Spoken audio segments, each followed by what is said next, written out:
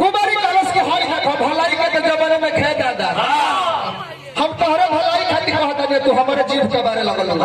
कोई भी कहो ही मोहि कहानी चेरी छाड़ी ना हो या बिरानी हे रानी राम राजा हो जाए हैं तो हमारा करानी ना बना दे अब भरथो राजा हो जाए हैं तो हमारा करानी ना बनी है हम तो दासी बानी और दासी बन करो उधर सरस्वती जी की कृपा जब जब के कोई माता पर सवार भाई भिखारी चाचा के भाव लगा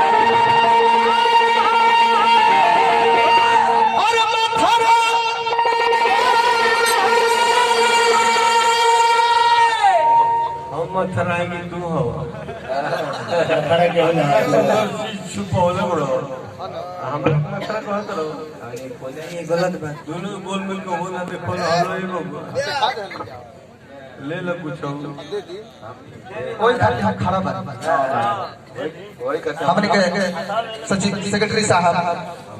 मनोज भैया हमने के पिताजी बानी बहुत बहुत रुपया पुरस्कार देने हार्दिक धन्यवाद बाबा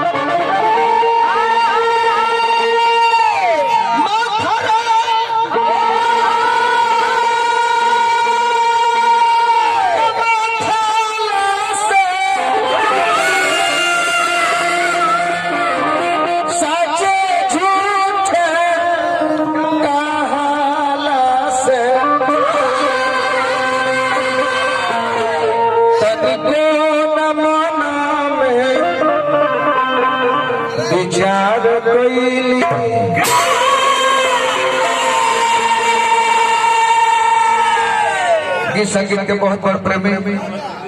एगो छोट भाई लेखा प्यार दुलार सने कबो देने हन के सुनील भैया बार बार हम प्रणाम करो हम गोल लगता नहीं आजीबानी बने